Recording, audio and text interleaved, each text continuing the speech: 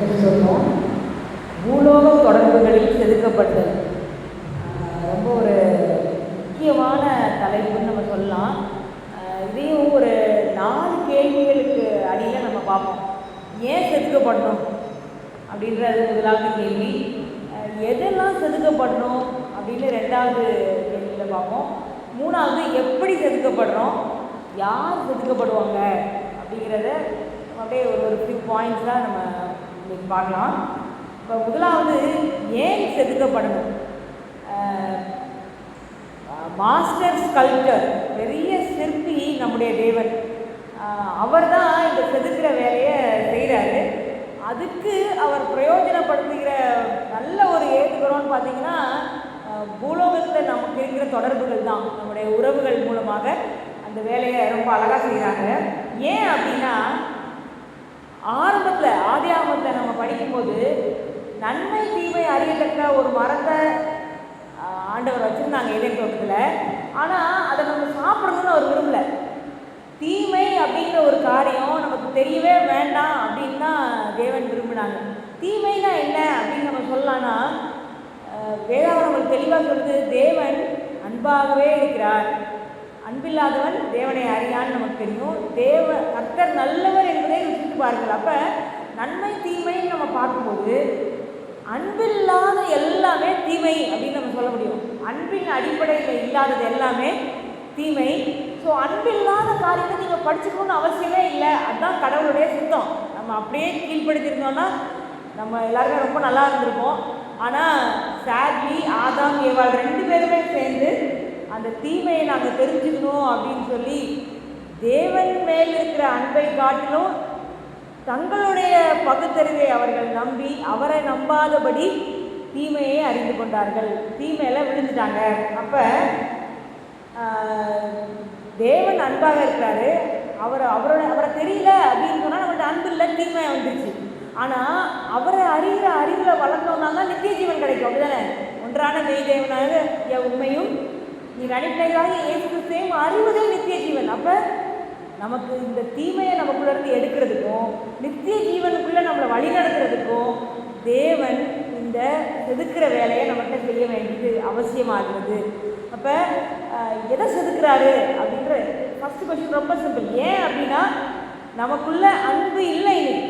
கரெக்டா?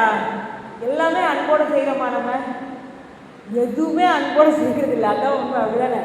அன்பு அப்படிங்கிற காரியம் நம்மளுடைய வாழ்க்கையில் வாயில் நிறையா இருக்கே ஒழிய இருதயத்துக்குள்ளே இருக்கா அப்படிங்கிறது ரொம்ப பெரிய கேள்வியாயிடுது. ஸோ அன்புக்கு முரணான காரியங்களை தேவன் நம்மிடத்திலிருந்து எடுத்து போட வேண்டிய அவசியம் இருக்கிறது. 2வதா, சரி அப்படி அன்புக்கு முரணாக என்ன இருக்குது? அன்பில்லை அப்படின்னு ஒரே வார்த்தையில் சொல்லிடலாம். எங்கெல்லாம் அன்பு இல்லை அப்படின்னு நம்ம கடவுள் எல்லாத்தையுமே நம்மளுக்கு வேதாகமத்தை சொல்லி வச்சுருக்காங்க. ரொம்ப ரொம்ப ஆச்சரியமாக இருக்குது. உபாகமம் 6வது அதிகாரம் 5வது வசனத்தில் நம்ம எல்லாருக்கும் தெரிஞ்ச வசனம் தான். நம்மளுக்கு மோசே என்ன சொல்கிறாரு?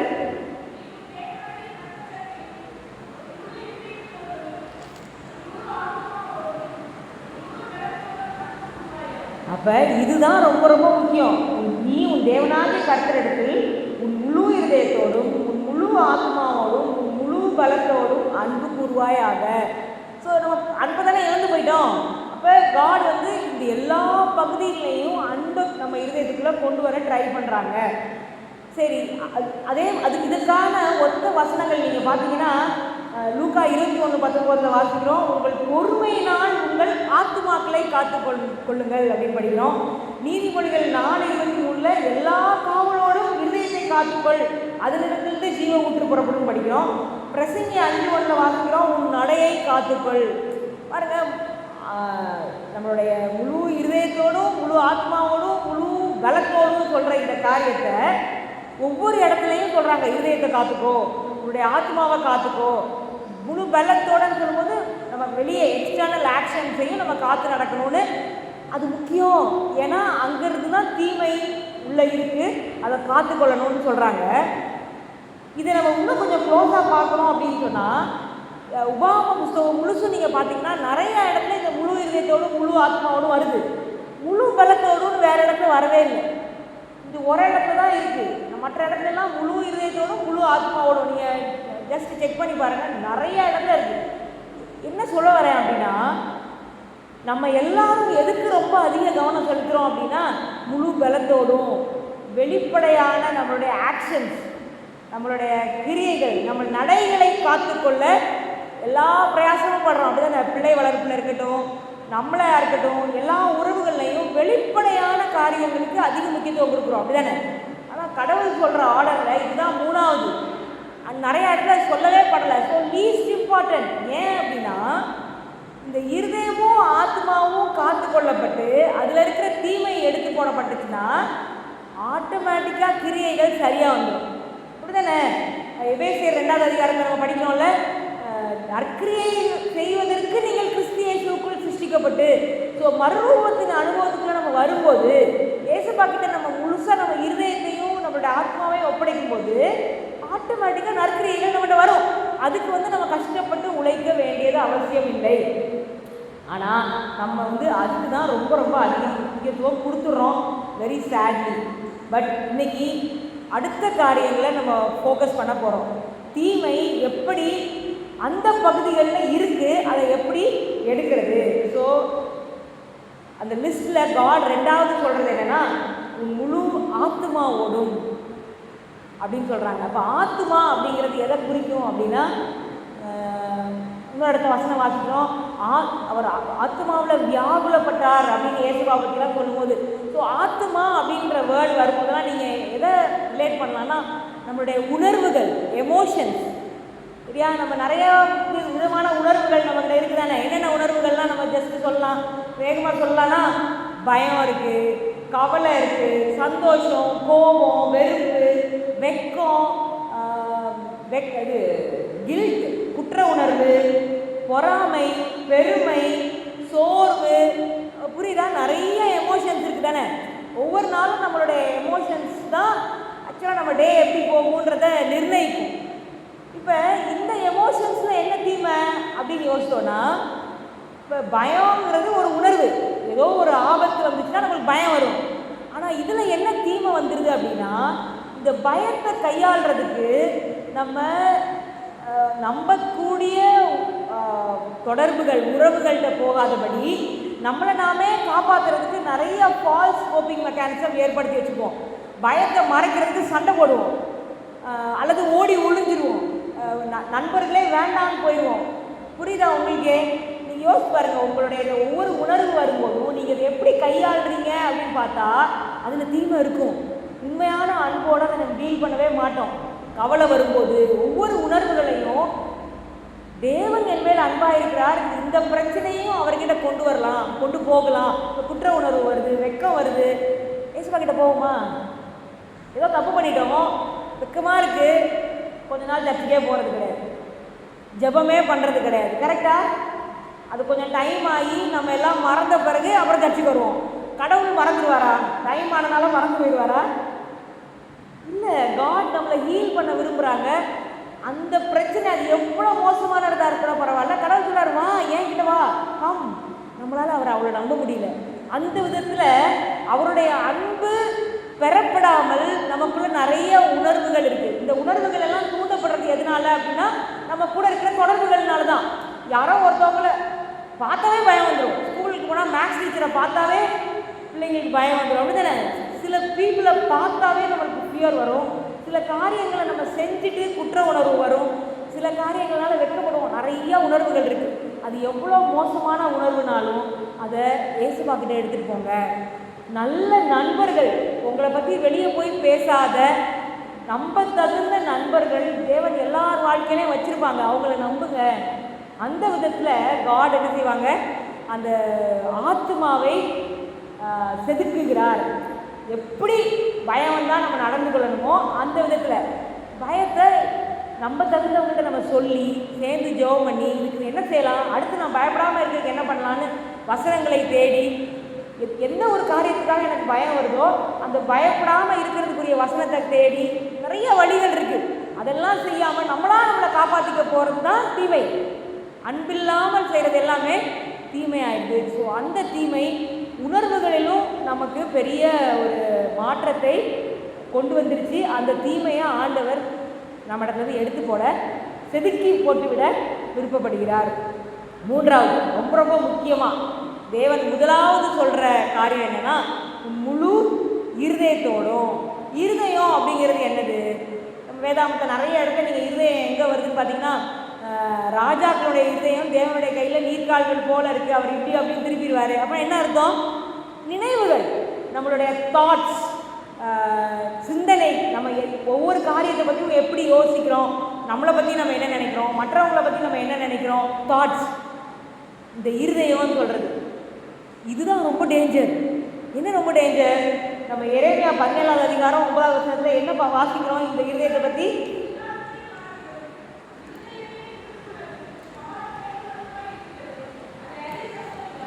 Very good. ரொம்ப ரொம்ப முக்கியமான வசனம். எல்லாவற்றையும் பார்க்கிலும் இருதயமே திருக்குள்ளதும் மகா கேடுள்ளதுமாய் இருக்கிறது. ஒத்துப்போமா? என் இருதயம் மகா கேடுள்ளதா திருக்குள்ளதா? நம்மளை ஏமாற்றி வச்சிருக்கு பார்த்தீங்களா நம்ம இருதயம்? யாராவது சொல்லுவீங்களா ஆமாம் ஆமாம் என் இருதயம் ரொம்ப பேடுன்னு? ஏன் இருதயம்லாம் கரெக்டாக தான் இருக்குது அப்படிதான் நினைக்கிறோம். இருதயம் அப்படிதான், அது திருக்குள்ளது, நம்மளை ஏமாத்திரும். கொடிய வஞ்சகத்தின் காலம், கடைசி காலத்தில் இந்த செதுக்கப்படுதல் ஏன் அவசியம் அப்படின்னா, இந்த காலத்தில் வஞ்சகம் மிகவும் அதிகம். ஏசுப்பா கிட்ட போய் எப்போ ஏசுப்பா வருவீங்க, அந்த அடையாளத்தை சொல்லுங்க அப்படின்னு கேட்கும்போது ஏசுப்பா என்ன பண்ணி சொன்னாங்க? ஏதாவது அடையாளத்தை சொல்ல ஆரம்பிச்சாங்களா? முதல் வார்த்தை என்னது? ஒருவனும் உன்னை வஞ்சியாதபடிக்கு. நான் நிறைய யோசிக்கிறீங்க, ஏன் ஏசுப்பா அடையாளத்தை கேட்குறாங்க, நீங்கள் ஏமாந்து போயிடாதுன்னு சொல்கிறீங்களே அப்படின்னு. பிகாஸ் இது ரொம்ப ரொம்ப உண்மை. கொடிய வஞ்சகத்தின் காலத்தில் தான் நம்ம வாழ்ந்துட்டு இருக்கோம். அது எப்படி அப்படிங்கிறத இன்னைக்கு கொஞ்சம் நம்ம புரிந்து கொள்ள கொஞ்சம் முயற்சி செய்வோம். இந்த வஞ்சகம் எவ்வளோ கொடியது அப்படின்னா, கூடுமானால் தெரிந்து கொள்ளப்பட்டவர்களையும் வஞ்சிக்கத்தக்கதாக. எனக்கு எல்லாமே தெரியும், எனக்கு பைபிள் தெரியும், எனக்கு கிரேட் கான்ட்ரவர்சி தெரியும், சாத்தானுக்கும் ஏசுபாவுக்கும் நடக்கிற போராட்டம் தெரியும், கடைசி காலத்தில் என்னென்ன நடக்க போகிறது எல்லாம் தெரியும்.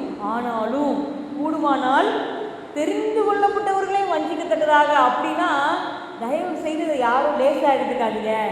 இது எனக்கு கிடையாது, இது யாரோ, அதாவது ரொம்ப விஷயம் தெரியாதவங்க ஏமாந்து போயிடுவாங்கன்னு மட்டும் நினைக்காதீங்க. உங்களுக்கும் எனக்கும், நம்ம ஒவ்வொருத்தருக்கும், வேதாகமத்தை படிக்கிற ஒவ்வொருத்தருக்கும் காட் தெரியப்படுத்துகிற காரியம். அப்படி என்ன பெரிய கொடிய வஞ்சகம் பாருங்களேன். நம்ம சரின்னு நினைக்கிறது எல்லாம் சரின்னு நினைக்கிறீங்களா? அதாவது ஒருத்தவங்களை பார்க்குறோம் தொடர்புகளில், இவங்க ரொம்ப நல்லவங்க அப்படின்னு நினச்சிடுறோம். அப்படி நம்ம பார்க்குறவங்க எதை வச்சு பார்க்குறோம்? ஒருத்தவங்கள அவங்களுடைய செயல்களை வச்சு தானே. அவங்க கரெக்டாக எங்கே நாம் ப்ரேயர் மீட்டிங் போனாலும் அவங்க இருக்காங்க, அவங்க சர்ச்சுக்கு ரெகுலராக வருவாங்க, அவங்க நல்லா பேசுகிறாங்க, இப்படிலாம் பார்த்து நம்ம முடிவு எடுத்துடுறோம். ஆனால் எவ்வளோ நல்லா பேசுகிறவங்களா இருந்தாலும் அவங்க இருதயத்தில் பெருமை இருக்குன்னா எப்படி இருக்கும்? கடவுளுக்கு அது பிரியமானதாக இருக்குமா? கண்டிப்பாக கிடையாது. நம்மளால் பார்க்க முடியுமா? ஸோ கண்களுக்கு மறைந்திருக்கிற தீமை எல்லாருக்குள்ளேயும் இருக்குது. நீங்கள் வெளிப்படையாக பார்த்து இவங்க அப்படி அவங்க அப்படி நினைச்சிட முடியாது, நிதானத்துக்கு வர முடியாது. நம்ம சரி அப்படின்னு நினைக்கிறது எல்லாம் சரி கிடையாது, நம்ம தப்பு அப்படின்னு நினைக்கிறது எல்லாம் தப்பா. இன்னைக்கு ஒரு பிசாசு பிடிச்சவங்க இல்லை பார்த்தோம்னா நம்ம பக்கத்தில் போவோமா? தூரமாக இருந்துக்குவோம், அப்படி தானே, ஒரு டிஸ்டன்ஸ் வச்சுக்குவோம். ஆனால் அப்படிப்பட்ட ஒரு பிசாசு பிடிச்ச ஒரு நபருக்கு ஏசுப்பா கிட்ட ஒரு பெரிய விடுதலை கிடைச்சிச்சா இல்லையா? அவர் வாயை திறந்தா அவரே பேசலை, உள்ளேருந்து பிசாசு பேசுது. ஆனால் அந்த இருதயத்துக்குள்ளே இருந்த அந்த தேடலை, அந்த கூக்குரலை கேட்டு ஆண்டவர் அவங்களுக்கு விடுதலை கொடுத்தாரு. கரெக்டா? இப்போ வெளியே பார்த்துருக்கோம் ஐயோ அப்படின்னு நினைக்கிறவங்க பரலோக ராஜ்யத்துக்குள்ள ஈஸியாக போயிடுவாங்க போல. ஏசுப்பா கூட சிலுவையில் தொங்கும்போது ஒரு திருடனை பார்த்து தான் ஏசுப்பா சொன்னாங்க, நான் இன்னைக்கு சொல்கிறேன் நீ என் கூட பரதீசில் இருப்பேன்னு சொன்னாங்க. திருடன் யாராவது அவனை நல்லவன் சொல்லியிருப்பாங்களா? அவன் என்னைக்காவது சர்ச்சுக்கு போயிருப்பானா? என்னைக்காவது பைபிள் படிச்சிருப்பானா? என்னைக்காவது ஏதாவது ஒரு நல்ல செயல் செஞ்சிருப்பானா? இருதயத்துக்குள்ளே மறைஞ்சிருக்கிற குணம் நமக்கு தெரியாது. நம்ம எல்லாம் தெரியும், எனக்கு தெரியும், யாரை பார்த்தாலும் எனக்கு நிதானிக்க முடியும். இவங்க நல்லவங்க, இவங்க கெட்டவங்க, இவங்க பரவாயில்ல வருவாங்க, இவங்க பரவாயில்ல வரமாட்டாங்க, ஈஸியாக சொல்லிட்டு போயிடுவோம். அடுத்த ஸ்டேஜ் என்ன சொல்லுவோம்னா, நம்ம யாரையும் நியாயந்திருக்க வேண்டாம்னு சொல்லிக்குவோம். வாய் தான் சொல்லும் நியாயந்திருக்க வேண்டான்னு, ஆனால் இருதயத்துக்குள்ள நினைக்கிறோமா இல்லையா? யார ரொம்ப இருதயம் ரொம்ப ரொம்ப திருக்குள்ளதும் கேடுள்ளதும் நம்ம மறக்கவே கூடாது. இன்னொன்று, இருதயத்தை குறித்து ஏன் பயம், அந்த தீமை எந்த விதத்தில் இருக்குது அப்படின்னா, பாருங்க, உங்கள் மனசு ஒன்று சொல்லும், வெளியே வாய் ஒன்று பேசும். கவனிச்சிருக்கீங்களா? அதாவது என்னென்னா, ஒரு காரியத்தை குறித்து உங்களோட அபிப்பிராயம் ஒன்றா இருக்கும், ஆனால் அந்த அபிப்பிராயத்தை நீங்கள் ஓப்பனாக வெளியே சொல்ல மாட்டீங்க. இருக்கா நம்மக்கிட்ட? அது வேறு ஏதாவது சொல்கிறோம், நினைக்கிறத பேச மாட்டோம், பேசுகிறத ஆக்சுவலாக மீன் பண்ண மாட்டோம். இல்லை நான் கண்டிப்பாக வந்துடுவேன், இல்லை உங்களுக்காக நான் ஜோம் பண்ணிடுவேன் அப்படி இப்படின்னு சொல்லுவோம். நான் வரமாட்டேன்னு எனக்கு இன்றைக்கே தெரியும், அதெல்லாம் ஜோம் பண்ண மாட்டேன்னு நல்லாவே தெரியும். ஸோ பாருங்க, எவ்வளோ ஒரு வித்தியாசம் நமக்குள்ளே இருக்குது. We don't mean what we say. இயேசுபாவுக்கு பிடிக்காத குணம் இதுதான். பரிசேயர்களை பார்த்து காட் ஏன் அவளை திட்டாங்க? மாயக்காரனேன்னு திட்டுறாங்க. உண்மையா ஒருத்தன் வந்து சொன்னான், ஆண்டவரே பாவியாக என்மேல் கிருபையாயிரோன்னு. ஆண்டவர் அவரை ஏற்றுக்கிட்டாரு. ஆனால் பரிசேயன் வந்து நான் இது செய்கிறேன் அது செய்கிறேன், நான் உபவாசம் இருக்கேன், ஹார்ட் பியூர் அல்ல. கடவுளுக்கு இந்த இசைவில்லாத நம்மளுடைய எக்ஸ்டீரியர் அண்ட் இன்டீரியர் அந்த டிஃப்ரென்ஸ் இருந்துச்சுன்னா அது பெரிய தீமையாக நமக்குள்ளே இருக்கிறதுன்றதை நம்ம நல்லா புரிஞ்சுக்கணும். மனசாட்சிக்கு இப்போ உங்களுக்கு ஒருவேளை பாருங்களேன், பைபிள் படிக்கணும் அப்படின்னா சம்டைம்ஸ் பைபிள் படிக்கணும்னே தோணாது, தூக்கமாக வரும், போர் அடிக்கும். அதை சொல்வீங்களா? ஏஸ்பா பைபிள் படிக்க போர் அடிக்குது ஏஸ்பா சொல்வீங்களா?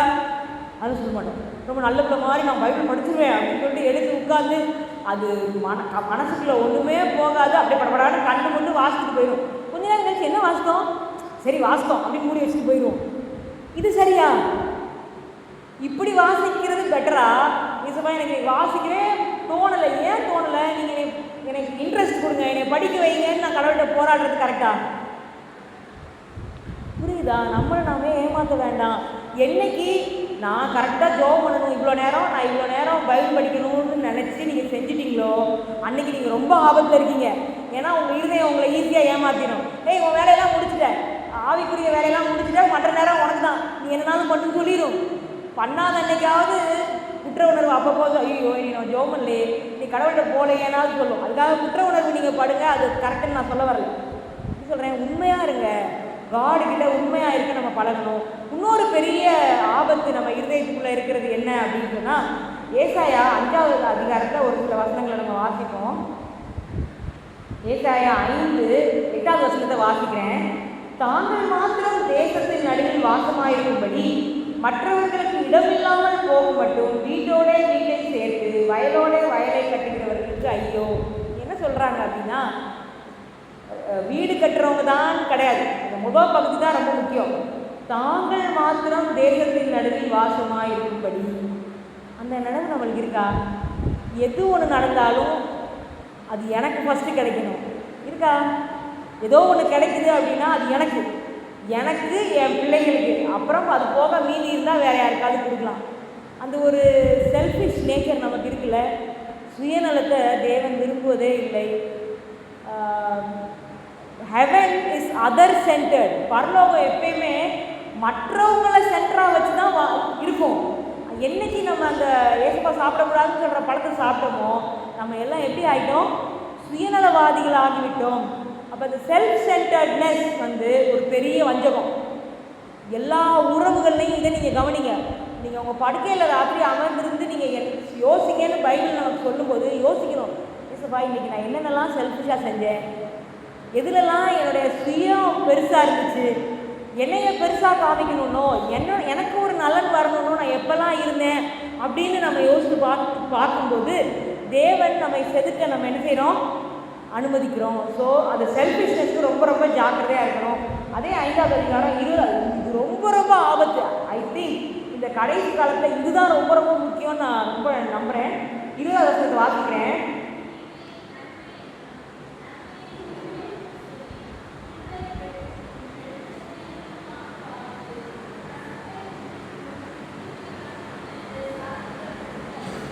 பாருங்க, தீமையை நன்மை என்றும் நன்மையை தீமை என்றும் சொல்லி, எவ்வளோ ஈஸியாக சொல்லிடுறோம்ல. தெரியாமையே நம்ம நிறைய தடவை இல்லை இதெல்லாம் சரிதான், இல்லை இதெல்லாம் தப்பு தான் சொல்லிடுறோம். காட் சொல்கிறாங்க, அப்படி சொல்கிறவங்க ஐயோன்றாங்க. ஐயோங்கிற word it is not an easy word பைபிளில். நம்ம ரொம்ப பெரிய ஆபத்துன்றதை கடவுள் சொல்கிறாங்க. ஸோ நன்மையை தீமனும் தீமையை நன்மை என்றும் நன்மையை தீமை என்றும் சொல்லி இருளை வெளிச்சமும் வெளிச்சத்தை இருளுமாக பாவித்து. ரொம்ப பயமாக இருக்குது உண்மையில யோசிச்சு பார்த்து. ஒளி அப்படின்னு ஒன்று இருக்குது, டார்க்னஸ். ஒளிக்கும் இருளுக்கும் சம்மந்தம் இருக்கா? கிடையவே கிடையாது.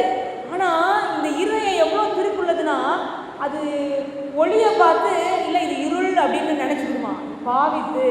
இருளை பார்த்து இல்லை இல்லை இது ஒளி தான் அப்படின்னா என்ன அர்த்தம்? நம்ம பீப்புளை பார்க்கும்போது நமக்கு பிடிச்சமானவங்க தப்பு செஞ்சால் என்ன செய்கிறோம்? மன்னிச்சிடும். அதான் நிறைய அவங்க நல்லது செய்கிறாங்க, இப்போ ஒரு தப்பு ஓகே ஓகே. அதே இது நமக்கு பிடிக்காதவங்க ஒரே ஒரு தப்பு செஞ்சுட்டா மனசு என்ன செய்யுது? அவங்க நல்லவங்களா கெட்டவங்களான்றதுலாம் பார்க்க மாட்டேங்குது. இப்படி பாவிக்கிறது ஐயோ. மூணாவது சொல்கிறாங்க, கசப்பை தித்திப்பும் தித்திப்பை கசப்பும் என்று சாதிக்கிறவர்களுக்கு ஐயோ. இது எப்படி? நம்ம வாழ்க்கையில் அனுதின வாழ்க்கையில் சில காரியங்கள் கசப்பாக நடக்குது. ஒருவேளை நம்மளை மற்றவங்க ட்ரீட் பண்ணுற விதமாக இருக்கலாம், உறவுகளில் நம்மளை தப்பாக கண்ட்ரோல் பண்ணி பேடாக நடக்கும்போது வேறு வழி இல்லை, இதுலேருந்து நம்ம வெளியே போக முடியாது. இல்லை இல்லை இதெல்லாம் நல்லா தான் இருக்குது, இல்லை இது பிரச்சனையே இல்லை சொல்கிறோமா? கசப்புன்னு கூட ஒத்துக்கிறது கிடையாது, தித்திப்புன்னு சொல்கிறோம். அது ஐயோன்னு சொல்கிறாங்க. நம்ம நினைக்கிறோம் கசப்பை தாங்கிக்கிட்டு இல்லை நல்லா தான் இருக்குன்னு சொல்கிறது தான் கிறிஸ்தவ குணம்னு நினைக்கிறோமா? நிஜமாவே பைபிள் சொல்கிற ட்ரூத் நிறைய இது நம்ம தப்புதமாக புரிஞ்சு வச்சுருக்கோம். நிஜமாவே அனுதினமும் நம்ம தேவனுடைய பாதத்தில் உட்கார்ந்து, ஆண்டவரே நான் எங்கே இருக்கேன், என் இருதயத்தை நீங்கள் உள்ளே இருக்கிற தீமையெல்லாம் நீங்கள் காமிங்க, வெளிச்சம் போட்டு காமிங்க ஆண்டவரே நம்ம கேட்க வேண்டிய காலகட்டத்தில் நிஜமாவே இருக்கும். பாருங்கள், இந்த தீமையை குறிப்பின காரியங்களை குறித்து சொல்லும்போது இந்த மாதிரி வெளிச்சத்தையும் இருளையும் நம்ம சரியாக நிதானிக்காமல் குழப்பிக்கிட்டே இருக்கும்போது கடவுளை என்ன செய்வாங்களாம்? 2 தெசலோனிக்கர் 2வது அதிகாரம் 11-12 வாசிக்கலாம். 2 தெசலோனிக்கர்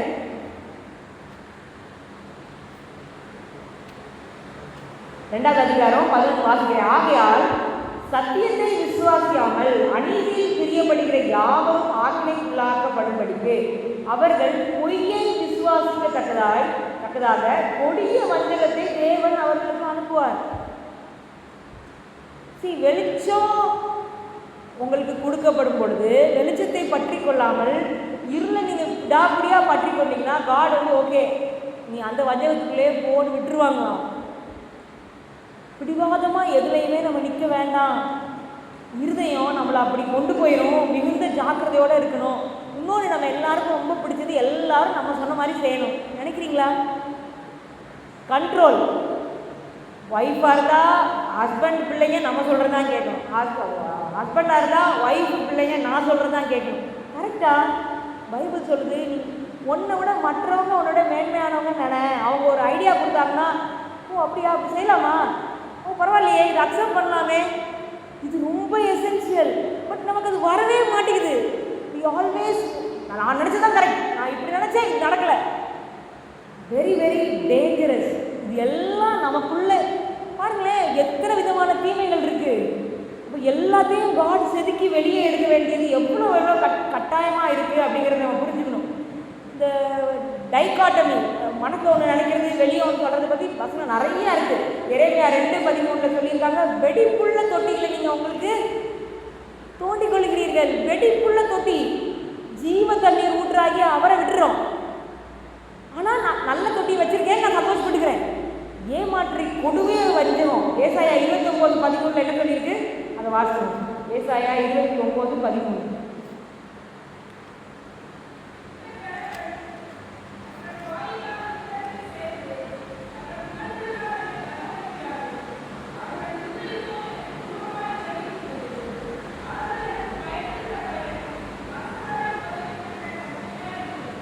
உண்மையிலே இந்த வசனம்லாம் நம்மளை நடுங்க வைக்கணும். இந்த ஜனங்கள் தங்கள் வாயினால் என்னிடத்தில் சேர்ந்து எப்போ பேசினாலும் சர்ச்சுக்கு எத்தனை மணிக்கு போகணும், 9 மணிக்கு ஆரம்பிச்சுக்குள்ள நான் வந்துடுறேன், வாயினால் தேவனிடத்தில் சேர்றோம். தங்கள் உதடுகளினால் என்னை கனம் பண்ணுகிறார்கள். உதடுகளினால் கனம் பண்ணுறோமா ஆண்டவரை? நாங்களாம் அட்வென்டிஸ், நாங்கள் இது சாப்பிட மாட்டோம், நாங்கள் இப்படி தான் இருப்போம், அப்படி தான் இருப்போம். இது கனமா? நம்ம தேவனுக்கு கொடுக்குற கனமா? உதடுகளினால் கனம் கொடுக்குறோமா? அவர்கள் இருதயமோ எனக்கு தூரமாய் விலகி இருக்கிறது. இவ்வளோ பயங்கரம் பாருங்களேன். அவர்கள் எனக்கு பயப்படுகிற பயம் மனுஷராலே போதிக்கப்பட்ட கற்பனையாக இருக்கிறது. Very very important. பைபிளை கூட ஒரு ரூல் புக்காக தான் பார்க்குறோம். இது என்ன சொல்லியிருக்கு, இது என்ன சொல்லலை, இது சொன்னதை செக்லிஸ்ட், இது பண்ணியாச்சு, இது பண்ணியாச்சு, இது பண்ணியாச்சு. பைபிள் வந்து ஹார்ட் ஆஃப் காட். தேவன் தன்னுடைய இருதயத்தை, அவருடைய அன்பின் உள்ளத்தை நமக்கு வெளிப்படுத்துறதுக்காக எழுதி கொடுத்தது தான் இந்த வேதாகம புஸ்தகம். இதை ரூல் புக்காக நம்ம பார்த்து அதை ஃபாலோ பண்ணுறதுக்கு ஒரு செக்லிஸ்ட்டாக நம்ம வச்சோன்னா பெரிய ஆபத்தில் நம்ம இருக்கிறோம். இப்படியெல்லாம் நம்ம செய்யும்போது ஓசியா 4ஆம் அதிகாரம் 6ஆம் வசனத்தை வாசிக்கிறோம், நம்ம சங்காரம் ஆகிறோமா? இந்த ஓசியா 4:6, என் ஜனங்கள் அறிவில்லாமையினால் சங்காரம் ஆகிறார்கள். நம்ம ரொம்ப அறிவாளின்னு நினச்சிக்கிட்டு நம்ம இருதயத்தை நம்மளையே ஏமாற்ற விடுவோம் என்றால் பயங்கரமான தீமையில் நம்ம மாட்டிகிட்டு இருக்கோம். இந்த தீமை எல்லாத்தையும் நம்மளாம் மாற்ற முடியாது. நல்லா ஞாபகம் வச்சுக்கோங்க. இதெல்லாம் கேட்ட உடனே ஓகே இதெல்லாம் நான் போய் சென்ட்ரைட் பண்ணுறேன்னு போயிடாதீங்க. முடியவே முடியாது. திருப்பி இன்னொரு ஏமாற்றத்தை போய் கொண்டு போய் தான் நம்ம இருதயம் விடும். ஏசுப்பா கிட்ட போங்க, ஆண்டவரே என்னை க்ளீன் பண்ணுங்கள், எனக்கு லைட் போட்டு காமிங்க, நீங்கள் சரி செய்யுங்கன்னு அவர்கிட்ட போக மறக்கவே மறந்துடாதீங்க. ஸோ இப்படிப்பட்ட ஒரு காரியங்கள் நம்மகிட்ட இருக்கும்போது எப்படி இப்போ எதெல்லாம் அவர் க்ளீன் பண்ணணுங்கிறத நம்ம ஓரளவுக்கு பார்த்துட்டோம். எப்படி ஆண்டவர் இதை செய்கிறார் அப்படின்னு சொல்லி நம்ம பார்க்கும்போது முதலாவது நம்ம இப்போ ஃபஸ்ட்டு செவனில் கேட்டோம்ல, பரலோக உறவு. ஏசப்பாவோட இருக்கிற நம்ம உறவு தான் நம்மளை மாற்றும். நமக்கு இருக்கிற தீமையெல்லாம் செதுக்கி எடுத்து போடும். நாம் பழகி இருக்கிற நல்ல கிரியைகள் அல்ல. இப்போ நற்கனி கொடுக்கணுங்கிறதுக்காக ஒரு மார்க்கெட்டில் போய் ஒரு கிலோ ஆப்பிளை கொண்டு வந்து நம்ம மரத்தில் தொங்க விட்டுட்டோம்னா அது கனி கிடையாது. இன்றைக்கி நம்ம வெளிப்படையாக நம்ம செய்கிற காரியங்களில் மட்டும் கவனமாக இதை சரி செய்யணும் அது செய்யணும்னு செஞ்சோன்னா அது கிடையாது மாற்றம். ஏசப்பா கிட்ட போய் அவர் நமக்கு புது இருதயத்தை கொடுக்கணும். இயல்பாக நற்கிரியை நம்மக்கிட்ட வர்ற மாதிரி. ஸோ இந்த சிசலிங் எப்படி நடக்கணும் அப்படின்னா, இப்போ ஒருத்தவங்க உங்களுக்கு பயங்கரமாக கோவப்படுத்துகிறாங்க அப்படின்னா, ஓகே நான் இப்போ அவங்கள போய் பார்த்து பேச போகிறேன், நான் கோவப்படாமல் இருக்கிறேன் அது இல்லை. ஏசப்பா நான் பெரிய ஆபத்துக்குள்ளே போக போகிறேன், எனக்கு தெரியும் நான் இந்த நேரம் கோவப்பட்டுருவேன், ப்ளீஸ் எனக்கு ஹெல்ப் பண்ணுங்கள், எனக்கு தேவையான உதவி நீங்கள் கொடுங்கன்னு அவர்கிட்ட போகிறது மூலமாக தான் மாற்றம் என்ன செய்யணும் வரணும். முதலாவது. ரெண்டாவது, இன்னொன்று பெரிய காரியம், நம்ம ஏசப்பா கிட்ட போகும்போது சில காரியங்களை தேவன் நம்ம இடத்த சொல்லுகிறார். வெளிப்படுத்தல் 18ஆம் அதிகாரம் 4ஆம் வசனத்தை நம்ம என்ன வாசிக்கிறோம்? நம்ம ஸ்பெஷலாக லாஸ்ட் டேஸ்க்குரிய முக்கியமான வசனம் இது. என்ன படிக்கிறோம்?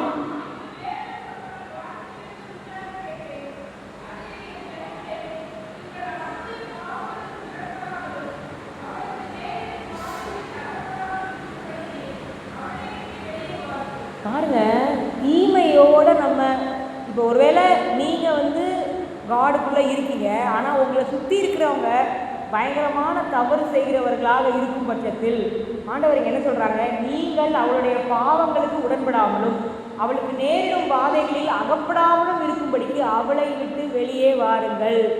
There is a literal separation that God is calling for. ஏன் பாருங்களேன், ஒரு கேள்வி. ஏசப்பா தானே இருக்கிறதே ரொம்ப அன்பானவங்க, எல்லாத்துலேயும் பொறுமையாக இருக்கணுன்றாங்க, விட்டு கொடுக்கணுங்கிறாங்க. நம்ம குடும்ப வாழ்க்கையிலையும் ஃபேமிலியிலையும் நம்ம விட்டு கொடுக்குறோம், அப்படி தானே? எவ்வளோ விட்டு கொடுக்குறோம், எவ்வளோ சகிக்கிறோம். ஆனால் தீமை அப்படி தீமையோடு சகித்து கொண்டே வாழலாம் அப்படின்னா ஏசப்பா தானே நம்ம எல்லாருடைய தீமையையும் சகிச்சுக்கிட்டே நம்ம கூட இருந்துருக்கணும். ஏன் ஆனால் ஒரு தீமையை வந்து பரலோகத்தில் இருக்கக்கூடாதுன்னு சொல்கிறாரு? தீமையோடு இருந்தோன்னா தீமை நம்மளை கரெக்ட் பண்ணும், நம்மளை டிஸ்ட்ரக்ஷனை நோக்கி தான் கொண்டு போகும். தீமையோடு என்ன சொல்கிறது, தீயில விளையாடுற மாதிரி அது அது ஃபார் எவர் நம்ம கூட இருக்க முடியாது. காட் வந்து நம்மளுக்கு ஒரு டைம் கொடுத்துருக்காங்க. அந்த டைமில் இந்த தீமையெல்லாம் வெளியே எடுத்து போடணுன்றதுக்காக. ஒரு பிரச்சனை இல்லை, இதை வச்சுக்கிறேன்னு நம்ம விளாண்டுட்டே இருந்தோம்னா அது நம்மளை பயங்கரமாக டேமேஜ் பண்ணிடும். இது வந்து நானாக சொல்லலை, வசனத்தை வாசிப்போம். 1 கொரிந்தியர் 15வது அதிகாரம் 33வது வசனத்தை நம்ம வாசிக்கிறோம். ஆகாத சம்பாஷணை நல்லொழுக்கத்தை கெடுக்கும்னு படிக்கிறோம். தமிழில் ஆகாத சம்பாஷணைன்னு இருக்குது. ஆகாத சம்பாஷணை ஜஸ்ட் டாக்கிங். தேவையில்லாத காரியத்தை நீங்கள் பேசும்போதே உங்கள் நல்லொழுக்கம் கெட்டு போகும்னு இருக்குது. இங்கிலீஷில் இருக்கும் bad company corrupts good character. Bad company, நீங்கள் தகாத சகவாசம் வச்சுருந்தீங்கன்னா உங்கள் குணம் மாறும். ஆகுமா ஆகலையா? நம்ம பிள்ளைங்க நல்லா தான் இருப்பாங்க, திடீர்னு என்ன வித்தியாசமான வார்த்தைகள் பேசுகிறாங்க, வித்தியாசமாக செய்கிறாங்க, சகவாசம் சரியில்லை. பார்த்துருக்கோமா? தீமையோடு நம்ம இருந்தோன்னா அது நம்மளையும் அது போல் மாற்றிவிடும். நாமும் தீமை நோக்கி போகிறவர்களாக காணப்படுவோம். So we have to come out of evil. ஈவில்னு ஒரு காரியத்தை, தீமை முழுமையாக தீமைனா எப்படி வரும் அப்படிங்கிறத இப்போ நம்ம பார்ப்போம். அந்த மாதிரி சூழ்நிலையில் கண்டிப்பாக நம்ம விலக வேண்டியது ரொம்ப ரொம்ப அவசியமாக இருக்குது. ஸோ காட் என்ன பண்ணுறாங்கன்னா நம்மளை வெளியே கூப்பிட்றாங்க. இந்த வெளியே அழைத்தல் எப்படி தெரியுமா? நம்மளுடைய கண்ட்ரோல்லாம் விடுற மாதிரி இருக்கும். நம்ம வாழ்க்கையை வந்து நம்ம கண்ட்ரோலில் வைக்க தானே ஆசைப்படுவோம். காலையில் எழுந்திரிச்சா இது செய்யணும், மத்தியானம் செய்யணும், அப்படி ஒரு ஷெட்யூல் இருந்தால் நல்லாயிருக்கும். ஆனால் காடுக்கிட்ட அவர் கூப்பிடும்போது நீங்கள் வந்தீங்கன்னு வைங்களேன். ஆபிரகாம் அப்படி தான் கூப்பிட்டாரு. ஆபிரகாமுக்கு எங்கே போகிறோம்னு தெரிஞ்சிச்சா? எவ்வளோ நாள் எங்கே இருப்போம்னு தெரிஞ்சிச்சா? காட் உங்களை வெளியே கூப்பிடும்போது you will not have any schedule. எதையுமே நான் இப்படி செய்வேன் அப்படி செய்வேன்னு சொல்ல முடியாது. ஐயோ இப்போ இதனை செய்யணும் அதான் செய்யணும், நான் சொல்கிறத செய்யுன்னு சொல்லுவார். அந்தளவுக்கு உங்களுக்கு கடவுளுடைய குரல் தெரியுமா? இந்த கடைசி காலத்தில் நம்ம ஒவ்வொருத்தரும் இண்டிவிஜுவலாக அந்த மாதிரி கடவுளுடைய குரலை கேட்க வேண்டிய அவசியம் இருக்குது. காட் உங்கள்கிட்ட வேதாகமத்தில் இருந்தும் நீங்கள் ஜெபம் பண்ணும்போது ஆவியானவருடைய உந்துதல் மூலமாக உங்களிடத்தில் பேசுகிறாரா? கூடுமானால் தெரிந்து கொள்ளப்பட்டவங்களும் வஞ்சிக்க தகுந்த கொடிய காலத்தில் அவர் ஒருத்தர் தான் உங்களை பத்திரமா கரை சேர்க்க முடியும். அவருடைய குரல் உங்களுக்கு கேட்குதா? இங்கே பாருங்க, ஆபிரகாமுக்கு கடவுள் குரல் கேட்டுச்சு. நீ கிளம்பு, ஈசாக்க போய் பலியிடுன்னு சொன்னாங்க. அங்கே போனாலே நிப்பாட்டுன்னாங்க. இவர் இல்லை அப்போ நான் கேட்ட குரல் நல்லா தெரியும், அவர் கொடுக்க தான் சொன்னார் பலி, அதனால் நான் கொடுப்பேன்னு என்ன ஆயிடுது? காட் அப்படி தான் நம்மளை ஒவ்வொரு இடத்துலையும் டேர்ன் எடுக்க சொல்லுவாங்க. முதல் அங்கே போக சொல்லுவாங்க, அப்புறம் டேர்ன் இங்கிட்டு டேர்ன் அங்கிட்டு டேர்ன் சொல்லுவாங்க. கண்டினியூஸாக நீங்கள் அவர் குரல் கேட்கிறவர்களாக இருந்தால் மட்டும்தான் அந்த பாதையில் தீமையை விட்டு வெளியே வருகிற பாதையில் நம்ம போக முடியும். ஸோ அந்த கனெக்ஷன் ரொம்ப ரொம்ப முக்கியம். ஸோ அவரை நோக்கி பார்ப்பது மூலமாக எல்லா உறவுகள்லையும் என்ன செய்யணும், உணர்வுகளில் என்ன செய்யணும், எல்லாத்துக்கும் நம்ம அவர்கிட்ட அவரை பக்கத்தில் வைக்கும் பொழுது நம்ம இந்த பாதையில் நடத்துவார். 3வது காரியம் எப்படி அப்படின்னு சொல்லும்போது நீதிமொழிகள் 4வது அதிகாரம் 18வது வசனம். இதுவும் ரொம்ப ரொம்ப நம்மளுக்கு முக்கியமான வசனம். இன்றைக்கி நம்ம இங்கே சொல்கிற வசனங்கள் எல்லாவற்றையும் நீங்கள் திருப்பி போய் உட்காந்து தியானிங்க. ஆவியானவர் இன்னும் உங்களுக்கு நிறைய காரியங்களை சொல்லிக் கொடுப்பாங்க. 4வது அதிகாரம் 18வது வசனத்தை வாசிக்கிறேன். நீதிமான்களுடைய பாதை நடுப்பகல் வரைக்கும் அதிகமாக பிரகாசிக்கிற சூரிய பிரகாசம் போல் இருக்கும். ஒரு முக்கியமான காரியம், நீதிமான் அப்படின்னா அதிகமாக பிரகாசிக்கிற சூரிய பிரகாசம் போல் அவனுடைய பாதை இருக்கும். அப்படின்னா என்ன அர்த்தம்? தேர் வில் பி க்ரோத், வளர்ச்சி இருக்கும். குணத்தில் வளர்ச்சி இருக்கும், புரிதலில் வளர்ச்சி இருக்கும், நம்மளுடைய மற்றவங்கள்ட்ட நம்ம பழகிற விதத்தில் வளர்ச்சி இருக்கும். என்னைக்காவது நீங்கள் அப்படியே இருக்கேனே நான் ஒரு வளர்ச்சி இல்லைன்னு நினைச்சிங்கன்னா ஆபத்து. அப்போ நீங்கள் நீதிமானாக இல்லை. நீதிமான் நித்தியத்துக்குள்ளும் வளர்ந்துட்டு இருப்பான், பரலோகத்துக்கும் போய் ஆண்டவருடைய அன்பை பற்றி அதிகமாக படிப்பான். அவன் ஒரு விதை போடப்பட்டு அது செடியாகி கொஞ்சம் பெருசாகி மரமாகி அது வளர்ந்துக்கிட்டே இருக்கிற அனுபவமாக இருக்கணும். அப்படி இருக்கா? எத்தனை பேர் என்ன வளர்றேன், நான் என்ன புதுசாக படிக்கிறேன், அப்படியே இருக்கேன் அப்படின்னு நினச்சிங்கன்னா ஆபத்து. எப்படி ஆண்டவர் நம்மளை வழி நடத்துவார்னா நம்மளை வளர வைப்பார். கண்டிப்பாக வளர்ந்து கொண்டே இருப்போம் எல்லா விதத்துலேயும். நீங்கள் உங்கள் வேலையில் இருக்கட்டும், உங்களுடைய உறவுகளில் இருக்கட்டும், உங்களுடைய குணத்தில் இருக்கட்டும், எல்லா இடத்துலையும் வளரணும். எங்கே வளராமல் நீங்கள் தேங்கி நிற்கிறீங்களோ ஆபத்தில் இருக்கீங்கன்றதை புரிஞ்சுக்கோங்க. ஏன்னா நீதிமானோட வாழ்க்கை அப்படி தான் இருக்கும். இதே வசனத்திலேருந்து இன்னொரு காரியத்தையும் படிக்கணும். எப்படி வளருவீங்க அப்படின்னா இப்போ விடிஞ்சிச்சு, இப்போ நடுப்பகல் வந்துருச்சுன்னா இருக்காது. அடுத்தடுத்த நிமிஷம்லாம் திடீர்னு லைட் வராது. இது ஸ்டெப் பை ஸ்டெப், ஒரு படியாக கொஞ்சம் கொஞ்சமாக ஆண்டவர் என்ன செய்வாங்க, நம்மளால் ஏற்றுக்கொள்ளக்கூடிய விதத்தில் நம்மளை மெதுவாக நடத்தி செல்வார். அவர் போகிற பாதையில். அதனால தான் ஏனோக்கு போல் நம்ம இருக்கணும் கடைசி காலத்துலன்னு சொல்கிறாங்க. அப்படி தானே? ஏனோக்கு எப்படி வாழ்ந்தாரோ அப்படி வாழ வேண்டிய காலகட்டத்தை வாழ்கிறோம். தேவனோடு சஞ்சரித்தான், டு வாக் வித் காட். ஒவ்வொரு ஸ்டெப்லேயும் காடுடைய ஆலோசனையை கேட்டு வளர்கிற ஒரு அனுபவம். இந்த தீமையை குறித்து சொல்லும்போது ஒரு கிளாரிட்டிக்காக நான் உங்களுக்கு இன்னும் எக்ஸ்ட்ரா காரியங்களை மட்டும் இங்கே சொல்கிறேன். இப்போ ஒருத்தவங்களை பார்த்து நம்ம நினைக்கலாம், என்னது எது தீமை எது கரெக்ட் எனக்கு எப்படி தெரியும், எனக்கெல்லாம் ரொம்ப அறிவு கிடையாது இந்த விஷயத்தில் அப்படிலாம் நீங்கள் நினைக்கலாம். ஆனால் பைபிளில் நம்மளுக்கு ஒரு அழகான ப்ராமிஸ் கொடுத்துருக்கு. உங்களுக்கு எல்லாமே தெரியணும்னு அவசியம் இல்லை. ரொம்ப நீங்கள் ஞானவானாக இருக்கணும்னு அவசியம் கிடையாது. நன்மையும் தீமையும் அறிஞ்சிக்கிறதுக்கு தேவனுடைய சித்தத்தை செய்யணும்னு மனசில் ஒரு ஆசை இருந்தால் மட்டும் போதும். சத்தியவான் எவனும் சத்தியத்தை அறிந்து கொள்வான் அப்படின்னு யோவானில் இப்போ நம்ம கடந்த 2 வாரத்தை நம்ம படித்தோம். 7வது அதிகாரத்தையும் நீங்கள் இந்த உபதேசம் என்கிட்டேருந்து வருதோ வேற எங்கேருந்து வருதோன்னு நீங்கள் அறிஞ்சுக்குவீங்கன்னு இயேசுவாவே சொல்கிறாங்க. அந்த ஆசை இருந்தால் போதும். காட் இது என்னன்னு எனக்கு சொல்லுங்கப்பா, உங்கள் சித்தத்தை நான் அறிந்து கொள்ள விருப்பப்படுறேன்னு நீங்கள் சொன்னால் போதும், உங்களுக்கு காட் கரெக்டானதை காமிச்சிருவாங்க. நீங்கள் பெரிய காலேஜ் போய் படிக்கணும்னு கிடையாது, பெரிய ஞானிகளோட நீங்கள் போய் பேசணும்னு கிடையாது. டைரக்டாக நம்மளுக்கு இயேசுவாவோட கனெக்ஷன் இருக்குது. எவ்வளோ பெரிய பாக்கியவான்கள் இல்லை நம்ம. We can go and tell him, lord எனக்கு புரியல, எது சரி எது தப்புன்னு புரியலப்பா. தெளிவு கொடுக்குற தேவனாக நம் தேவன் இருக்கிறார். பாருங்கள், இன்னொரு காரியம், நம்முடைய ஏமாந்து ஏன் போகிறோம் அப்படின்னா, யாரோ அவங்க ரொம்ப பெரிய ஏமாத்துக்காரங்க அதனால நான் ஏமாந்து போகிறேன் கிடையாது. வஞ்சனை கொடியதாக இருக்கிறது அதனால நான் வஞ்சிக்கப்பட்டேன்னு கிடையாது. எந்த வஞ்சனைக்கும் நாம் இடம் கொடுக்குறோம் அப்படின்னா நமக்குள்ளே ஏமாந்து போகிற ஒரு தன்மை இருக்குன்னு அர்த்தம். இது ரொம்ப வித்தியாசமான காரியம். நீங்கள் யோசிச்சு பாருங்கள், பரலோகத்தில் எவ்வளோ தூதர்கள் இருந்தாங்கல்ல. லூசிபர் ஒரு நாள் வந்து பொய் சொன்னான் இயேசுவாவை பற்றி. அதில் லூசிபர் எல்லாத்துலேயும் ஒரே மாதிரி தான் பொய் சொன்னான்.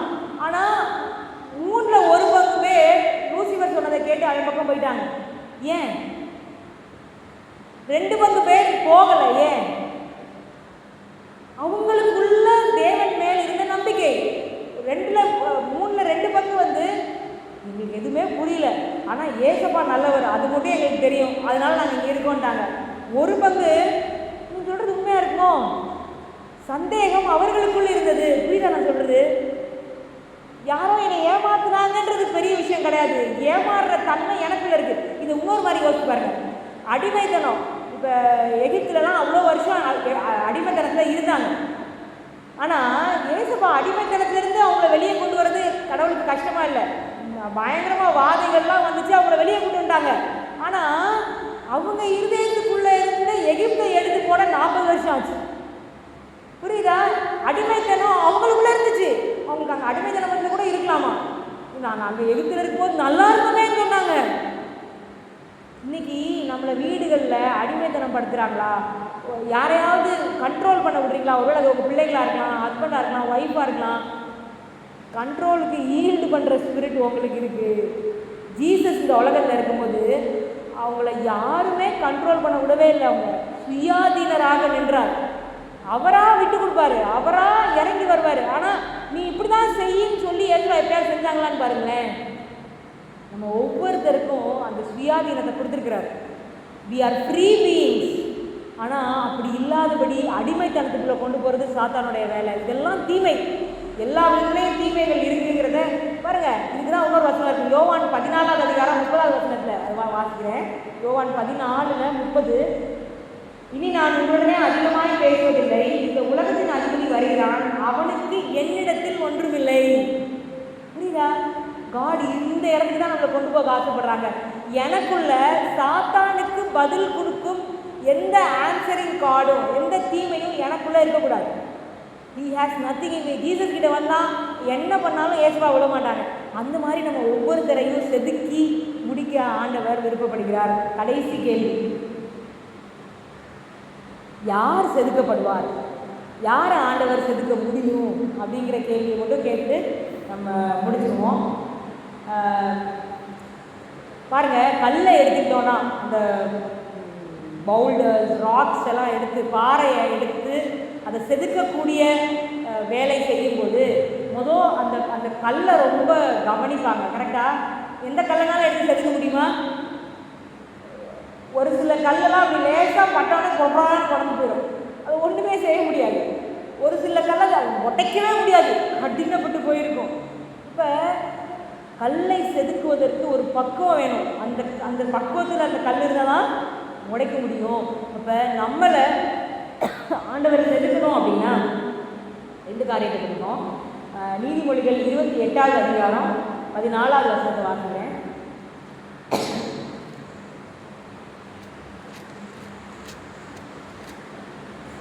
எப்பொழுதும் பயந்திருக்கிறவன் பாக்கியவான், தன் இருதயத்தை கடினப்படுத்துகிறவனோ தீங்கில் விழுவான். எப்பொழுதும் பயந்திருக்கிறவன்னா பயந்து அப்படிங்க.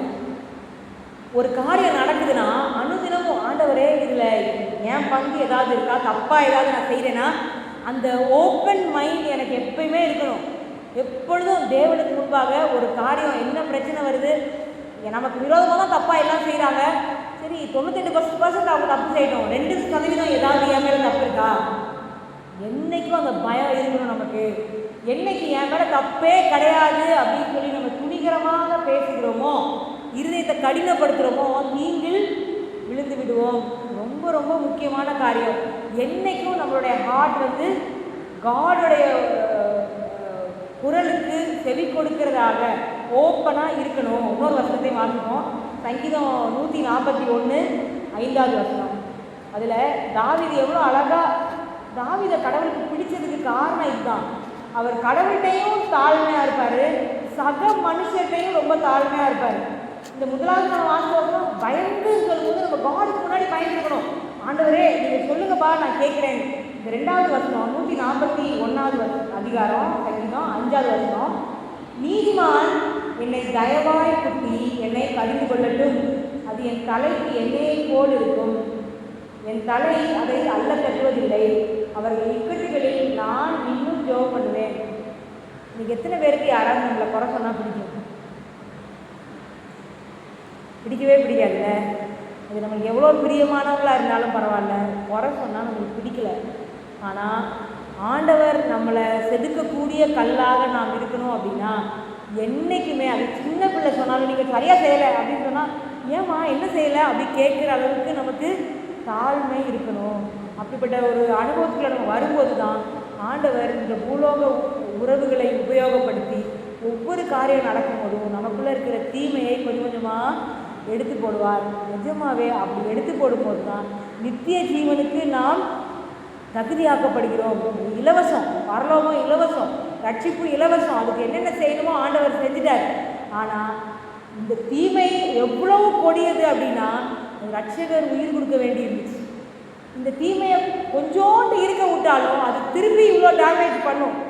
தீமையை முற்றிலுமாக நம்மகிட்ட எடுத்து போட வேண்டிய, அதை செதுக்கி எடுத்து விட வேண்டிய பெரிய கட்டாயத்தில் ஆண்டவர் இருக்கிறார். அதுக்காக தன்னோட உயிரையே கொடுத்துட்டாரு. நம்மளும் நம்மளை கொடுக்க வேண்டாமா? நம்ம முழுமையாக தேவனிடத்தில் செதுக்கப்படுவதற்காக தாழ்மையோட எப்பொழுதும் பயந்திருக்கிறவர்களாக இருதயத்தை கடினப்படுத்தாதபடி நம்மளுடைய வாழ்க்கையில் முன்னேறுவோம். இன்றைக்கி படித்த இந்த பாடங்கள் அனுதின அனுபவமாக மாறட்டும். தினம் படுக்கையில் உட்காந்து இன்றைக்கி நான் ஏதாவது செதுக்கப்பட்டேன் ஆண்டவரே, நான் இன்னும் ஏதாவது வஞ்சனையில் மாட்டியிருக்கேனா, நான் எந்த காரியத்தில் தீமையை விட்டு விலகணும் அப்படிங்கிறத கடைசி ஒரே ஒரு காரியத்தை மட்டும் நான் சொல்ல ஆசைப்படுறேன். காட்